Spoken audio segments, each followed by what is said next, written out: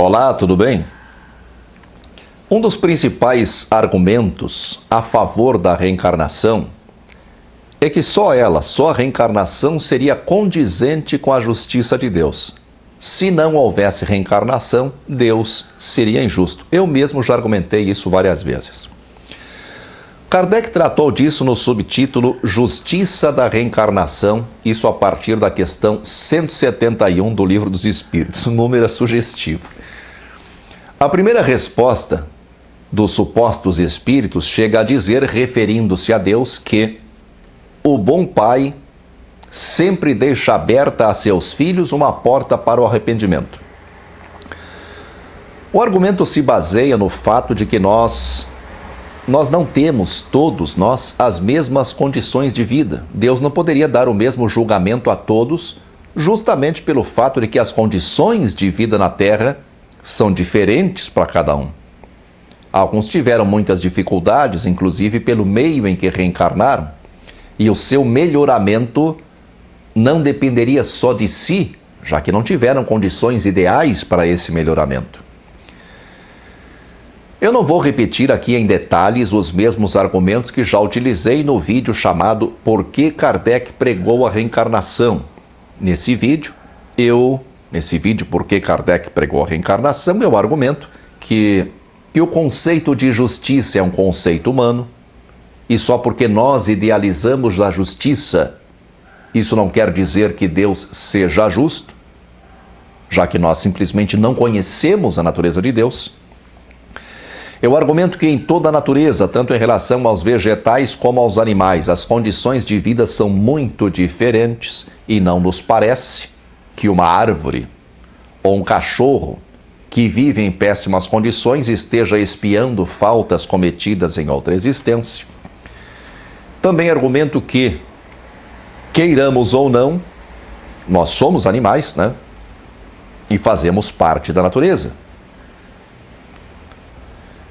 Também argumento que se existe reencarnação da maneira como foi imaginada por Kardec, todos nós tivemos uma primeira reencarnação, mesmo que tenha sido em outro plano, mesmo que tenha sido numa outra esfera de existência que nós não conhecemos e não conseguimos entender. E que se nessa primeira existência ou primeiras existências, se nós não tivemos todos exatamente as mesmas condições, já vai por água abaixo o argumento kardeciano em defesa da justiça de Deus. Pois se Deus é tratado como pai e nós somos os filhos desse pai, não seria justo que alguns de seus filhos começassem sua existência em boas condições e outros começassem em más condições.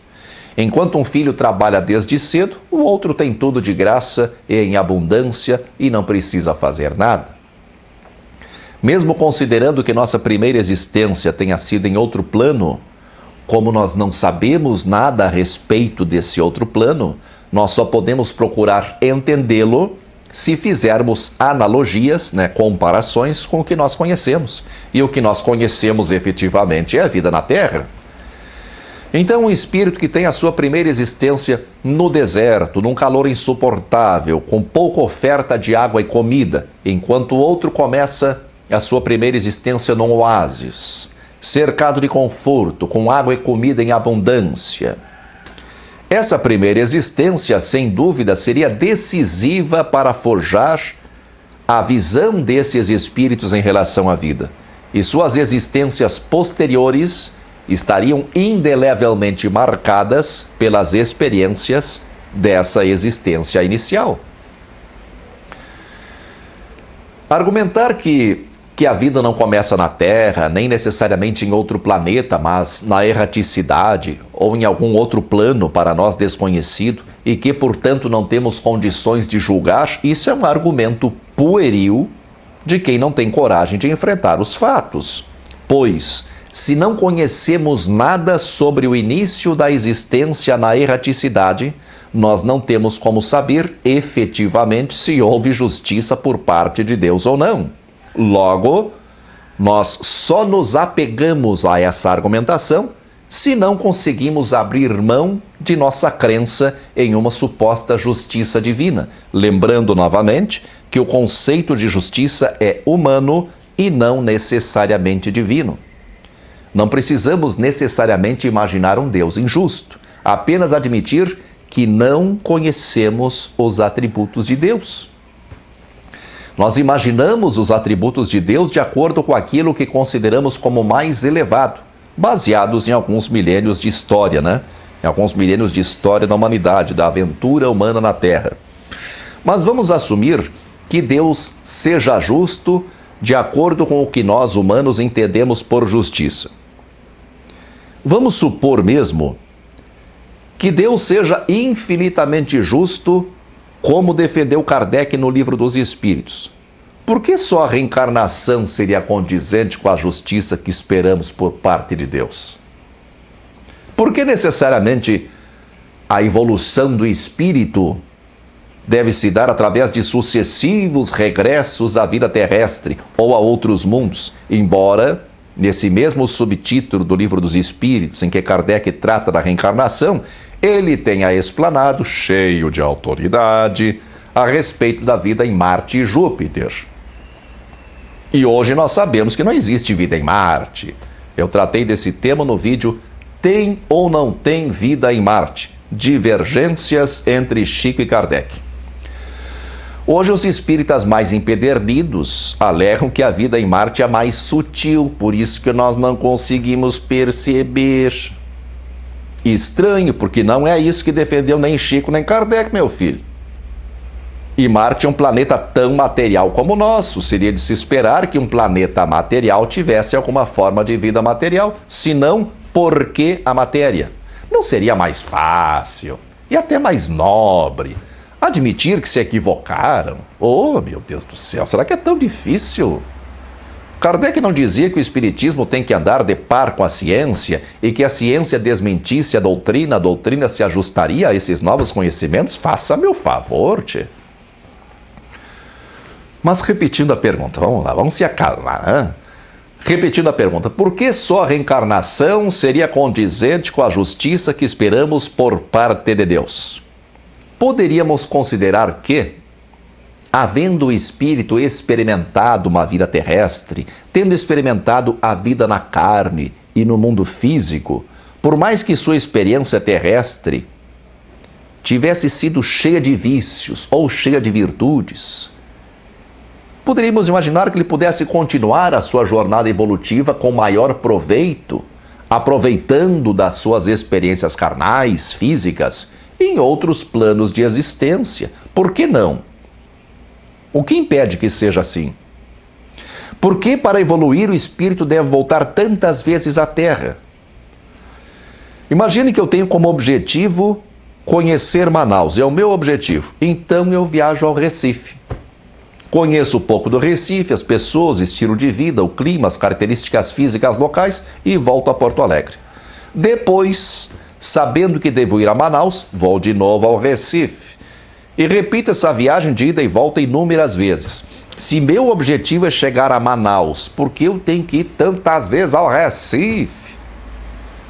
Por que são necessárias tantas idas e vindas ao Recife? O que impede que uma única vida física seja suficiente? Preste atenção. O que impede que uma única vida física seja suficiente para que eu aprenda que eu tenho que aprender aqui na Terra? Mas é claro que tem os casos de crianças que morrem cedo e não puderam aprender quase nada. Em primeiro lugar, nós não sabemos se o que esse espírito, admitindo que sejamos espíritos, não sabemos se o que esse espírito tinha que aprender não foi de fato aprendido de alguma forma, não sabemos, mesmo numa passagem tão efêmera. Em segundo lugar, poderia ser que, num caso desses, ou em alguns desses casos, o espírito precisasse voltar e então reencarnasse. Assim como no caso de uma missão especial, por exemplo, por parte de algum espírito. Nesse caso, ele poderia reencarnar. Mas por que todos devem reencarnar? Porque todos devem voltar sucessivamente, indefinidamente, ao mundo físico. Eu já falei em outros vídeos com detalhes. Kardec escolheu a teoria reencarnacionista. Escolheu e transformou em dogma. Os espíritos dos Estados Unidos, Inglaterra e boa parte das comunicações de espíritos na França diziam que Não existe reencarnação. Kardec se apaixonou pela ideia, achou a ideia lógica, eu também já achei. Ele concluiu que essa teoria era capaz de explicar todos os problemas humanos na Terra, e como os outros autores que escreveram sobre as comunicações de espíritos, vários deles antes de Kardec, Kardec não foi pioneiro, mas como esses outros autores não fizeram sucesso, a teoria reencarnacionista de Kardec prevaleceu e chegou ao Brasil, né? Por que deveríamos repetir no mesmo mundo físico as mesmas coisas, o mesmo tipo de vida, com o mesmo tipo de dificuldade e de prazer, se tudo isso já foi experimentado numa existência anterior? Não estaria o espírito, após uma experiência no mundo físico, habilitado para prosseguir em sua jornada evolutiva em outros planos de existência? Pelo menos em regra, é claro que poderia haver exceções. Mas se o espírito já conseguiu ir ao Recife, para que retornar a Porto Alegre, fazer tantas vezes o trajeto de ida e volta, Recife-Porto Alegre, Recife-Porto Alegre, se o destino dele é Manaus? Antes de Kardec criar o Espiritismo, e sim, foi Kardec que criou, mesmo que se acredite nas comunicações de espíritos, já havia, naquele tempo de Kardec, o chamado Novo Espiritualismo, ou Espiritualismo Anglo-Americano, e vários autores já haviam escrito sobre as supostas comunicações de espíritos. Um deles foi Andrew Jackson Davis, que teve as primeiras experiências espirituais em 1844 e publicou o primeiro livro sobre comunicações de espíritos em 1847, antes, portanto, do fenômeno das irmãs Fox, aquele fenômeno de Hydesville, se não me engano. Que é tido, esse fenômeno, em 1848, é tido pelo Espiritismo como ponto de partida das modernas comunicações de espíritos. Esse livro de Davis, primeiro livro dele, trata de vários assuntos de caráter espiritualista, como os 7 planos da existência, saúde mental e física, astronomia, física, química, filosofia, política, enfim. Ele escreveu ao todo cerca de 30 livros. Eu duvido que Kardec tenha lido algum. Se leu, pior ainda, pois não levou em consideração as diferenças no ensino dos espíritos. Talvez Kardec achasse que os seus espíritos eram melhores, né? Ou que só ele, Kardec, tinha ali o crivo da razão, o bom senso, né? Necessários para distinguir se o conteúdo das mensagens dos supostos espíritos era verdadeiro ou não. Davis abordou o tema reencarnação e apresentou a reencarnação como não obrigatória para a evolução do espírito, entendendo que o espírito pode e deve evoluir no espaço sem necessidade de reencarnar. No vídeo Crianças que Lembram de Vidas Passadas, eu falei que nós não lembramos de nossas vidas passadas porque nós não temos nada a lembrar, pois não tivemos vidas passadas. Vamos tratar um pouco mais sobre isso, lembrando que nosso objetivo é ver se só a reencarnação é condizente com a justiça de Deus. Essa é a nossa proposta nesse vídeo. Por que não lembramos de nossas vidas passadas? Ora, se reencarnamos para expiar nossos erros cometidos no passado, ou de um modo geral, para evoluir a partir do somatório do aprendizado desse somatório de reencarnações, sejam as suas experiências boas ou más, então por que não nos lembramos dos erros que cometemos, das experiências que tivemos, ou da missão que supostamente escolhemos e que temos que cumprir? Se não sabemos nada a respeito da missão que temos que cumprir, como vamos fazer isso? Imagine você ser contratado por uma empresa e não saber em absoluto o que você deve fazer lá. Você não sabe, ninguém sabe, mas mesmo assim você está sendo avaliado. E o seu sucesso, tanto na empresa como posterior ao seu trabalho na empresa, depende do que você deve fazer, mas não sabe o que é. Não adianta nada dizer que sabemos disso tudo antes de reencarnar, que nós mesmos escolhemos, ou que os espíritos superiores determinaram para nós, Se não é lá na erraticidade ou em alguma colônia astral, tipo o nosso lar, se não é lá que nós temos que cumprir essa missão ou expiar os nossos erros, então não adianta nada sabermos lá e não lembrarmos aqui. Também não adianta dizer que trazemos todas essas informações intuitivamente, né? Porque isso não ajuda em nada em termos práticos. Ou então que somos relembrados de nossos propósitos pré-reencarnatórios em sonhos, que voltamos à cidade astral quando estamos dormindo, etc, etc, etc. Adianta alguma coisa? Não adianta. Aliás, eu tratei disso num vídeo sobre uma experiência que eu tive em projeção consciente quando ainda era espírita. Não foi bem projeção consciente, mas alguma coisa parecida. Um suposto encontro espiritual que eu tive ligado à minha suposta missão ou tarefa na Terra. O vídeo se chama Aviso Espiritual sobre a minha missão na Terra. Sugestivo, né? O fato é que se a teoria reencarnacionista kardeciana fosse verdadeira, estaríamos voltando a uma vida física que nos pune por erros dos quais nós não nos lembramos e dos quais não fazemos a mínima ideia. Ou a uma vida física em que temos uma missão a cumprir que também ignoramos por completo qual seja. E se aqui reencarnados sofremos coisas às vezes terríveis, então nós temos que nos conformar, porque certamente merecemos esse sofrimento, porque em alguma outra vida que não lembramos, nós cometemos erros piores do que o sofrimento que ora atravessamos. Onde está a razão nisso tudo? Onde está a lógica? Onde está a justiça divina? Isso parece uma boa forma de aprendizado? Sinceramente, mesmo nos códigos penais mais severos, nos códigos penais mais injustos, mesmo entre os povos mais bárbaros, os criminosos condenados sabem por que estão sendo condenados. Kardec faz a analogia de Deus com um pai, e nós, espíritos, somos os filhos desse pai.